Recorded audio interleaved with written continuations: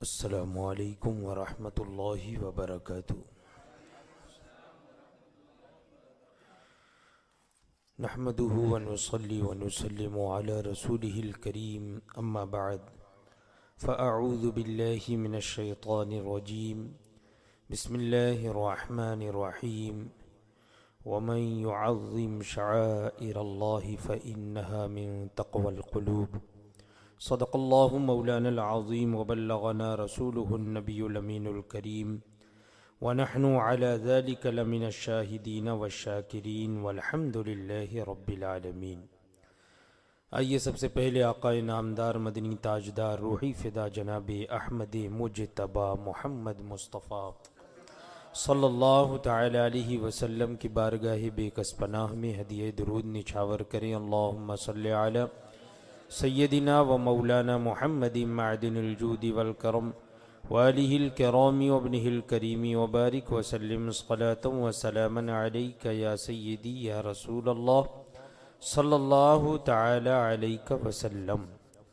درس جعل حق میں قیام میلاد کے ثبوت میں بہت سارے دلائل پیش کیے گئے کہ حضور اقدس صلی اللہ تعالی علیہ وسلم کا میلاد شریف منانا اور کھڑے ہو کر حضور کا ذکر کرنا یہ سلف صالحین صحابہ کرام رضوان اللہ تعالی علیہ مجمعین کا طریقہ ہے، اور اس کا جواز قرآن پاک اور احادیث کریمہ اور قیاس اور تعامل ناس سے ثابت ہے۔ بہت سارے طریقے سے اس چیز کو ثابت کیا گیا۔ فرماتے ہیں اخیر میں کہ فقہ کی ایک مشہور کتاب ہے شامی جلد سوم یعنی تیسری جلد، اس میں کتاب الوقف وقف منقولات کی بحث میں فرماتے ہیں لأن التعامل يترك به القياس لحديث ما رآه المؤمنون حسنا فهو عند الله حسن۔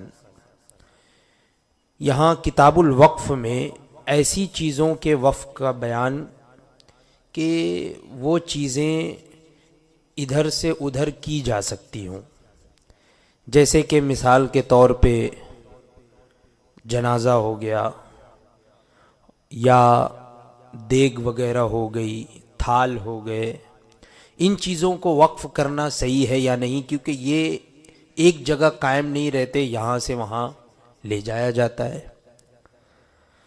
تو فرماتے ہیں کہ دیگچی اور جنازے وغیرہ کا وقف قیاساً ناجائز ہونا چاہیے، یعنی قیاس اگر ہم کریں تو کوئی دلیل نہیں مل رہی ہے تو اس لیے ناجائز ہونا چاہیے، مگر چونکہ عام مسلمان اس کے عامل ہیں، یعنی عام مسلمانوں نے اس پر عمل کیا ہے اور کرتے ہیں اور پسند کرتے ہیں، لہٰذا قیاس چھوڑ دیا گیا اور اسے جائز مانا گیا۔ یعنی ان چیزوں کا وقف جائز مانا گیا، کس وجہ سے؟ اس لیے کہ عام مسلمان اس کے عامل ہے، عمل کرتے ہیں۔ تو فرماتے ہیں دیکھو عامت المسلمین جس کام کو اچھا سمجھنے لگیں اور اس کی حرمت کی نس نہ ہو، یعنی وہ کسی طریقے سے حرام بھی نہ ہو، تو قیاس کو چھوڑنا لازم ہے، یعنی قیاس پر اب عمل نہیں کیا جائے گا، بلکہ عام مسلمان جو کر رہے ہیں اس کو جائز کہا جائے گا۔ اسی طرح در مختار جلد پنجم کتاب الاجارات باب اجارت الفاسدہ میں ہے، اجارہ فاسدہ کی بحث میں ہے، فرماتے ہیں کہ حمام کا کرایہ جائز ہے، حمام وغیرہ جیسے عام طور پہ جو عوام کے لیے جو باتھ روم یا ٹوائلٹ وغیرہ جو بنے ہوتے ہیں تو اس کا کرایہ جائز ہے کہ نہیں؟ تو فرماتے ہیں حمام کا کرایہ جائز ہے۔ کس وجہ سے؟ کیونکہ قیاس یہ چاہتا ہے کہ جائز نہ ہو، یعنی اگر عقل لگائیں تو کسی نے کم پانی استعمال کیا، کسی نے زیادہ پانی استعمال کیا، تو اب اس کا ایک کرایہ کیسے ہو سکتا ہے؟ تو فرماتے ہیں کہ حمام کا کرایہ جائز ہے کیونکہ حضور علیہ الصلاۃ والسلام شہر جحفہ کے حمام میں تشریف لے گئے، یعنی حضور حمام میں تشریف لے گئے، تو اس کا مطلب یہ ہوا کہ حمام کا کرایہ جائز ہے۔ اور دوسری بات یہ اس لیے کہ عرف جاری ہو گیا، یعنی لوگوں میں یہ چیز عام ہو گئی، اور حضور فرماتے ہیں کہ جس کو مسلمان اچھا سمجھے وہ اللہ کے نزدیک بھی اچھا ہے۔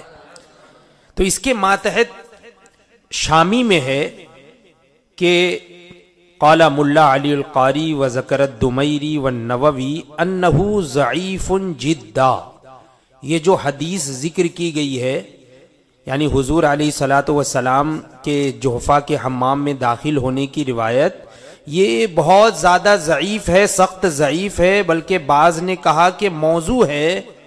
تو اب حدیث بعض لوگوں نے کہا کہ ضعیف ہے یا موضوع ہے، فرماتے ہیں لہٰذا اب حمام کے جائز ہونے کی دلیل صرف ایک رہ گئی، کیا؟ یعنی عرف عام، یعنی عام لوگوں کا، عام مسلمانوں کا وہ چلن ہے، عام مسلمان اس پر عمل کرتے ہیں، تو ثابت ہوا کہ مسلمان جو کام عام طور پر جائز سمجھ کر کریں وہ جائز ہے۔ کسی طریقے سے اس کی حرمت ثابت نہ ہوتی ہو، کسی آیت سے یا کسی حدیث سے ممانعت نہ آتی ہو، اور مسلمان اس کو جائز سمجھ کر یا مستحب سمجھ کر کریں تو وہ جائز اور مستحب ہے۔ فرماتے ہیں شامی میں اسی جگہ ہے، کیونکہ تمام شہروں میں مسلمان لوگ حمام کی اجرت دیتے ہیں، پس ان کے اجماع سے اس کا جائز ہونا معلوم ہوا، اگرچہ یہ خلاف قیاس ہے۔ تو ثابت ہوا کہ حمام کا کرایہ قیاساً جائز نہیں ہونا چاہیے، کیونکہ خبر نہیں ہوتی کہ کتنا پانی خرچ ہوگا، اور کرائے میں نفع اور اجرت معلوم ہونا ضروری ہے کہ نفع کے اعتبار سے اس سے کیا ہم کو نفع ملے گا۔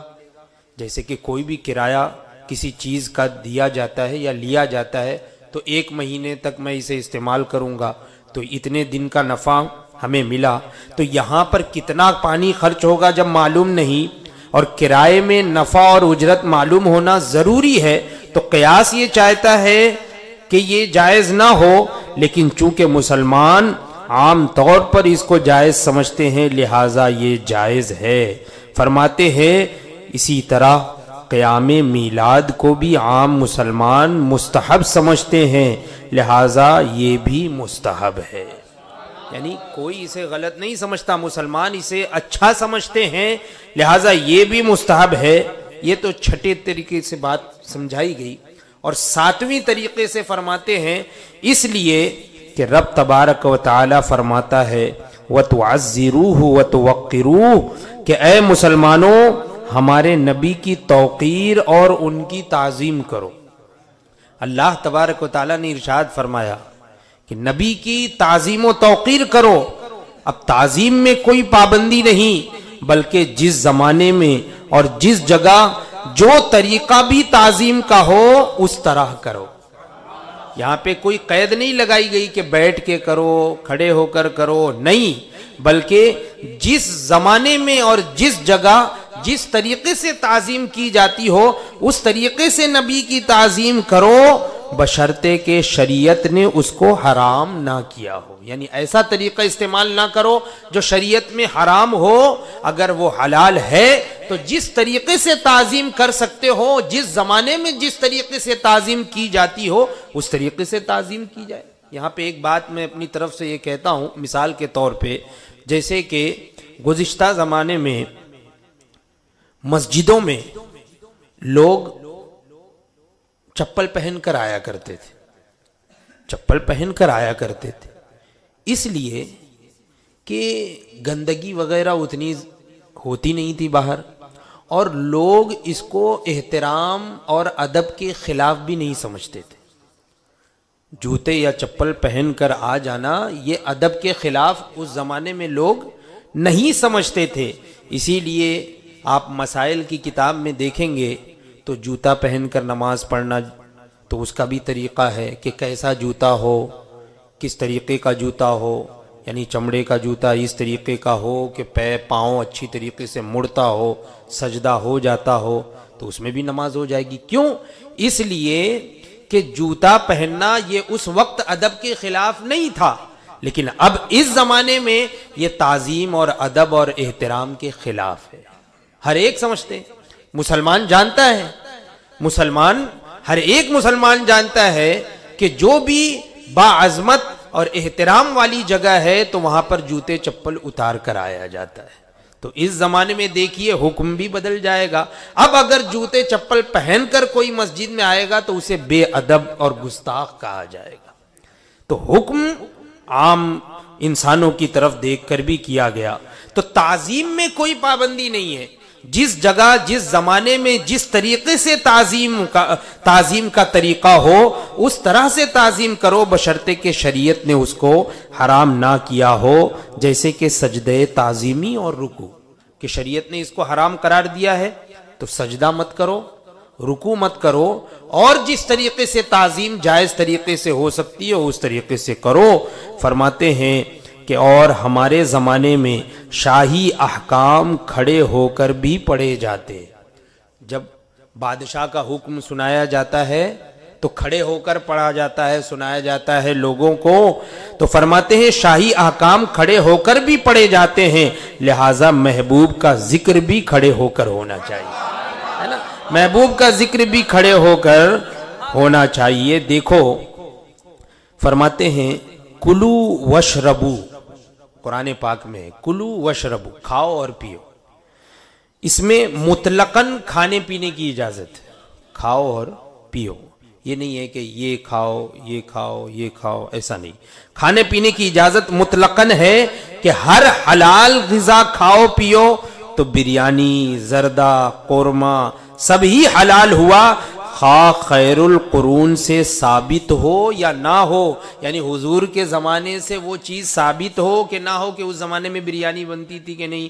قورمہ بنتا تھا کہ نہیں، تو اب اس زمانے میں بنتا تھا یا نہیں بنتا تھا یہ دیکھا نہیں جائے گا، بلکہ یہاں مطلقاً جب حکم ہوا ہے تو ہر حلال چیز کھاؤ اور پیو، ہے نا۔ تو اسی طریقے سے یہاں پر بھی ایسے ہی توقروہ، یعنی نبی اکرم صلی اللہ تعالی علیہ وسلم کی تعظیم و توقیر کرو، اللہ تبارک و تعالی نے حکم دیا، امر مطلق ہے، یہاں پر حکم جو دیا گیا ہے وہ بغیر کسی قید کے ہے، مطلق ہے کہ ہر قسم کی جائز طریقے سے تعظیم کرو، ہے نا، ہر قسم کی جائز تعظیم کرو، چاہے خیر القرون سے ثابت ہو یا نہ ہو، یعنی صحابہ کرام کے زمانے سے ثابت ہو یا نہ ہو، تمہارے زمانے میں بھی جائز طریقے سے جس طرح بھی تعظیم کی جاتی ہو اس طریقے سے تعظیم کرو۔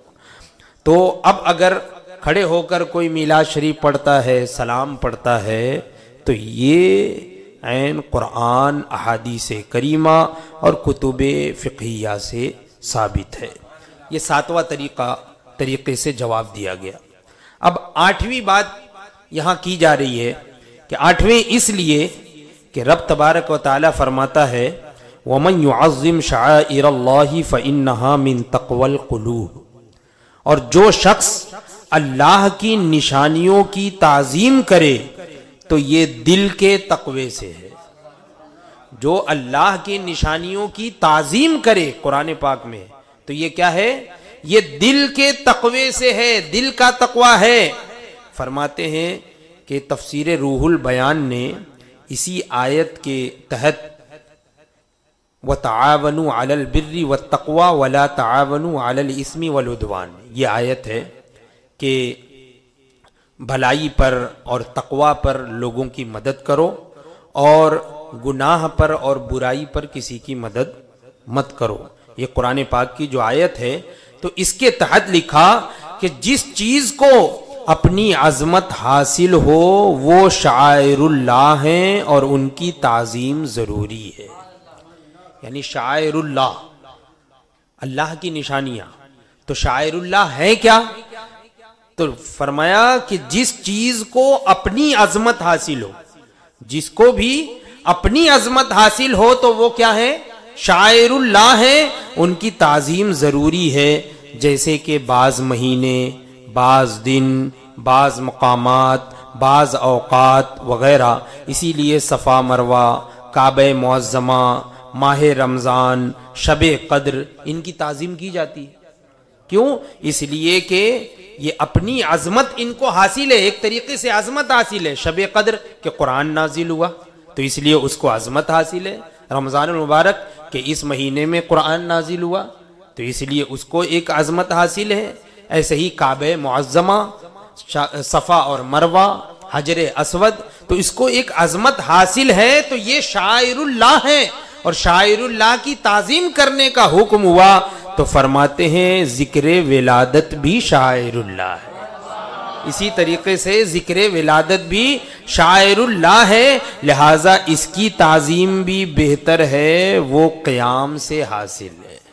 وہ کھڑے ہو کر تعظیم اس زمانے میں کیسے کرتے ہیں؟ ہر زمانے میں کھڑے ہو کر ہی تعظیم کی جاتی ہے.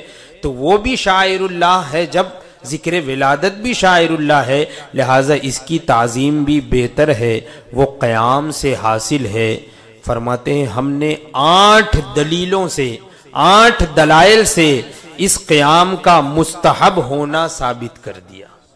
8 دلائل سے قیام کا یعنی کھڑے ہو کر ذکر ولادت کرنے کا، صلاۃ و سلام پڑھنے کا مستحب ہونا ثابت کیا.